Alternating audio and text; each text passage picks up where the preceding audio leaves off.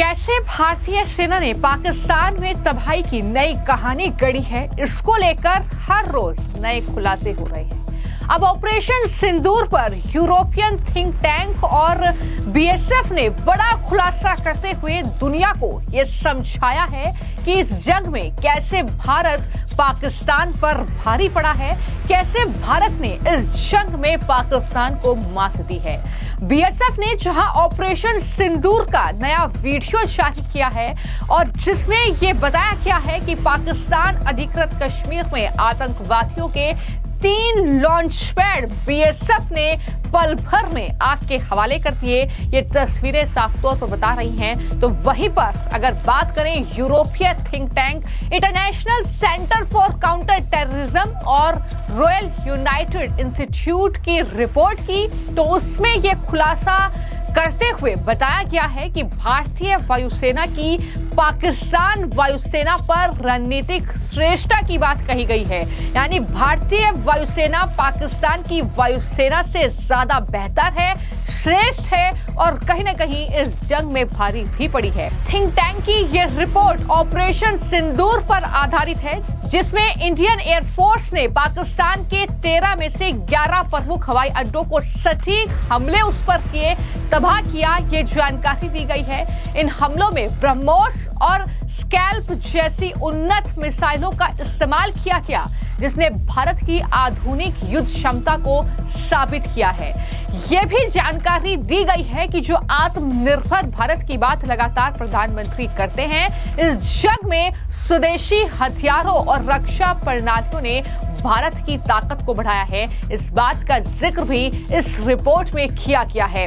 यानी किस तरीके से दुनिया भी अब भारत की स्वदेशी जो तकनीक है हथियारों के मामले में और जिस तरीके से ऑपरेशन सिंदूर को अंजाम इंडियन एयरफोर्स ने दिया, भारतीय वायुसेना उनके जवानों ने दिया, उसको श्रेष्ठ मान रहे हैं थिंक टैंक की ये रिपोर्ट। तो जाहिर तौर पर ये एक बहुत बड़ी बात है कि इस तरीके से भारत की क्षमता का लोहा लगातार दुनिया में माना जा रहा है। लेकिन बात अगर बीएसएफ की जाए तो अब एक बार फिर बीएसएफ ने अपनी बहादुरी और ताकत साहस का परिचय दिया है। बीएसएफ ने ऑपरेशन सिंदूर का नया वीडियो जारी किया है, जिसमें जम्मू फ्रंटियर के बीएसएफ आईजी शशांक आनंद ने प्रेस कॉन्फ्रेंस की पूरी जानकारी देते हुए कि किस तरीके से उन्होंने इस ऑपरेशन को अंजाम दिया, किस तरीके से वो पाकिस्तान को मुंहतोड़ जवाब देने के लिए तैयार थे। उन्होंने इस बात का जिक्र किया कि हम शुरू से ही पाकिस्तान को मुंहतोड़ जवाब देने के लिए तैयार थे। हमने सीमा पर अपनी चौकसी बढ़ा दी थी। हमने देखा कि पहलगाम आतंकी हमले के बाद पाकिस्तानी रेंजर सीमा के पास नहीं दिखे, वो पीछे हट गए थे, लेकिन बीएसएफ वहीं पर डटी रही। हमने अपनी सीमाओं की रक्षा की, हमने सीमा पर अपना दबदबा बनाए रखा। 8 मई को हमने आतंकवादियों के एक बड़े ग्रुप की हरकत देखी, वो सीमा की ओर बढ़ रहे थे। हमें पता था कि आतंकवादी घुसपैठ करना चाहते हैं और हमने उनकी इस घुसपैठ की कोशिश को नाकाम कर दिया। क्या कुछ कह रहे हैं बीएसएफ के जो ये अधिकारी हैं, दरअसल ये सुनिए। 7 मई को जब ऑपरेशन सिंदूर लॉन्च हुआ तो उसके बाद से इंटेलिजेंस एजेंसीज की ओर से हमें इस प्रकार के भी इनपुट्स आ रहे थे कि क्रॉस बॉर्डर फायरिंग में उसकी आड़ में पाकिस्तान के द्वारा दोबारा से आतंकवादियों को सीमा पार घुसपैठ के लिए भेजा जा सकता है और ऐसे में सीमा की चौकसी बेहद जरूरी हो गई थी। अंतर्राष्ट्रीय सीमा पे जो घटनाक्रम हुआ उसके बारे में मैं आपको संक्षिप्त में अवगत कराना चाहूंगा। 8 तारीख की रात को जब हम सीमा की निगरानी कर रहे थे और हमारे इलेक्ट्रॉनिक सर्वेलेंस इक्विपमेंट से हम सीमा की उस पार भी देख रहे थे, तो ये देखा गया कि पाकिस्तान की सियालकोट डिस्ट्रिक्ट के इलाके में, जो हमारे सांबा के ऑपोजिट लगता है, वहां पे एक बड़े समूह की मूवमेंट वॉच करी गई और लगातार उस मूवमेंट को हम ट्रैक करते रहे और वो जो ग्रुप था वो अंतर्राष्ट्रीय सीमा के नजदीक बढ़ता रहा।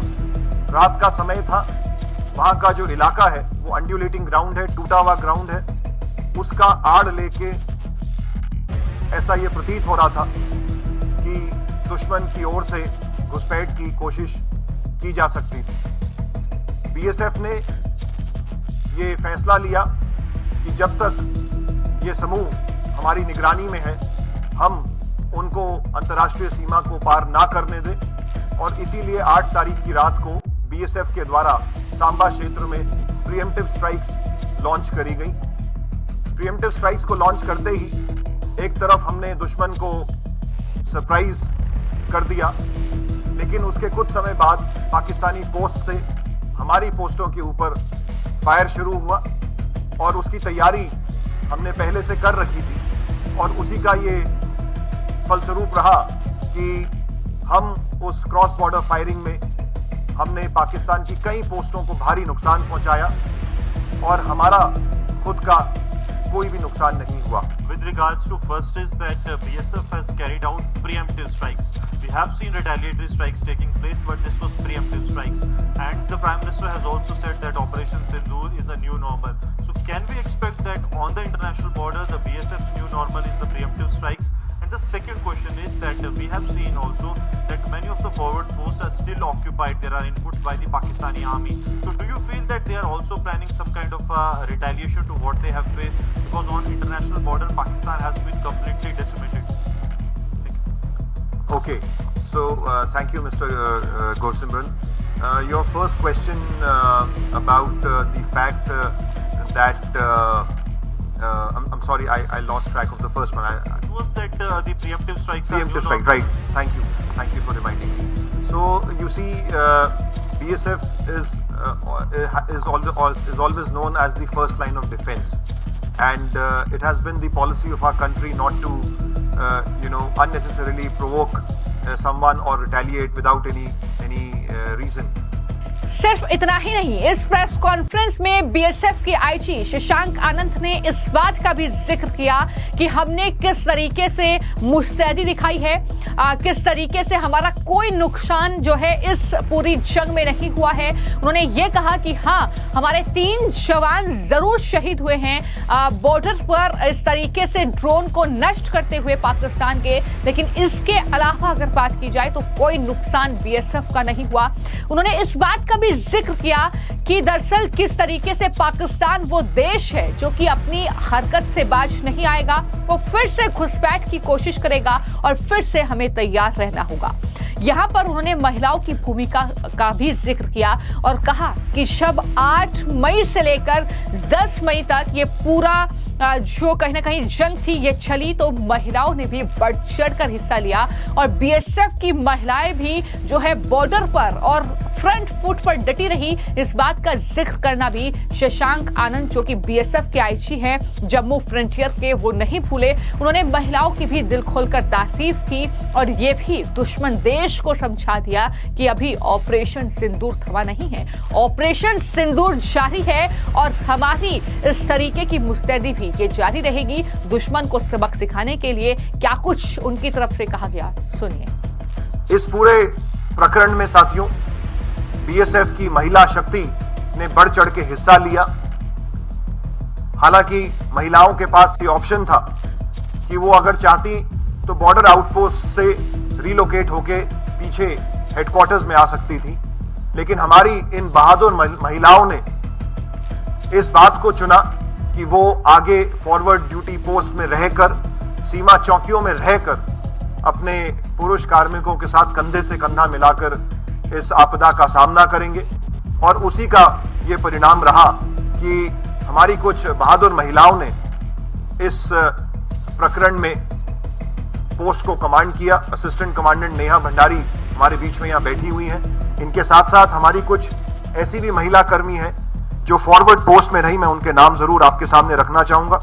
महिला कांस्टेबल मंजीत कौर, महिला कांस्टेबल सुमी, महिला कांस्टेबल मलकीत कौर, महिला कांस्टेबल ज्योति, महिला कांस्टेबल संपा एवं महिला कांस्टेबल स्वप्ना।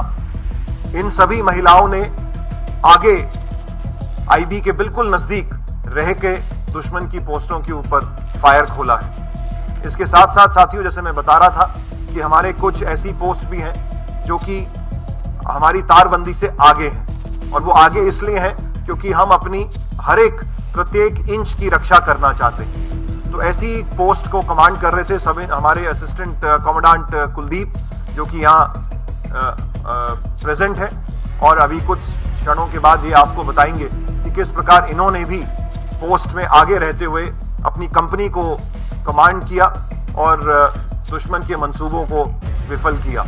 तो देखिए, इस मुल्क पे कभी भी विश्वास नहीं किया जा सकता है। ऑपरेशन सिंदूर जारी है, जारी रहेगा, और आने वाले समय में इस बात की आशंका जरूर है कि उनके द्वारा दोबारा से घुसपैठ को बढ़ावा दिया जा सकता है। तो उसके लिए, उस चुनौती से निपटने के लिए बीएसएफ सक्षम है, और हम टेक्नोलॉजी फ्रंट पे भी बहुत आगे तीव्र गति से बढ़ रहे हैं। अपने सर्वेलेंस सिस्टम्स को हम अपग्रेड कर रहे हैं। हम ऐसे सिस्टम्स को भी लगा रहे हैं जिससे दुश्मन की या आतंकवादी अगर सीमा के नजदीक भी आते हैं तो हमें उसकी जानकारी पहले से मिल जाए। तो इनके ऊपर प्रयास हमारा लगभग काफी समय से चल रहा है, और इसको हम अब स्पीड अप कर रहे हैं। तो वहीं दूसरी तरफ पहली बार जोधपुर मुख्यालय में मीडिया से बातचीत करते हुए बीएसएफ राजस्थान फ्रंटियर के जो आईजी हैं एमएल गर्ग, उन्होंने कहा कि Pakistan army tank Rajasthan border पर आ गए थे, लेकिन भारतीय सुरक्षा बलों के डर से उन्होंने एक भी आर्टिलरी फायर नहीं किया। ये जानकारी भी उनकी तरफ से दी गई है। यानी यहाँ पर बीएसएफ की मुस्तैदी भी देख रहे हैं। भारतीय सेना ने तो प्रेस कॉन्फ्रेंस की तमाम चीजें बताई, लेकिन उसके बाद अब बॉर्डर सिक्योरिटी फोर्सेस ने भी कितनी अहम भूमिका इस ऑपरेशन सिंदूर और उसके बाद जो जंग जैसे हालात हुए उसमें निभाई। लेकिन वहीं पर मैं आपको जानकारी दे दूं कि पाकिस्तान, जो कि एक मुस्लिम देश है, लगातार अलग थलग पड़ रहा है। अब मुस्लिम देश ही उसके खिलाफ आकर खड़े हो गए हैं, और बड़ी खबर यह है कि भारत को इस जंग में पाकिस्तान में जो आतंक है उसके खिलाफ लड़ाई में अब एक और मुस्लिम देश का समर्थन मिला है, और वो कोई और नहीं बल्कि मालदीव ही है। जी हां, मालदीव के जो विदेश मंत्री हैं वो भारत के विदेश मंत्री से उन्होंने मुलाकात की है और भारत को अपना पूरा समर्थन दिया है इस आतंकी हमले के बाद, और कहा है कि आतंकवाद की हम निंदा करते हैं। भारत के साथ एक तरीके से एकजुटता जो है वो मालदीव दिखा रहा है। ये वही मालदीव है जो कुछ दिन पहले तक भारत को आंख दिखा रहा था, लेकिन अब वो भी पटरी पर आ चुका है। और इतना ही नहीं, इस महीने दरअसल समय पर ब्याज मुक्त $50 मिलियन के ऋण देने के लिए उन्होंने भारत सरकार का धन्यवाद भी किया है। तो इस तरीके से कहीं ना कहीं अब ना कोई नाराजगी है, ना कोई संकोच था, बस चेहरे पर मुस्कुराहट थी। और दोनों देशों के विदेश मंत्रियों के बीच ये लंबी बातचीत, जहां पर पाकिस्तान को इस तरीके से अलग थलग करते हुए भारत को पूरी तरीके से समर्थन दिया है मालदीव ने। यह भी एक बड़ी खबर है। जिस तरीके से दुनिया भर के देशों का समर्थन भारत को चाहिए, तो उसमें मालदीव भी अब आकर भारत के साथ कहीं ना कहीं खड़ा है, और इस लेकर भी कई लोग तारीफ कर रहे हैं। फिलहाल आपकी इस पूरे मामले को लेकर क्या राय है, हमें कमेंट बॉक्स में जरूर लिखें।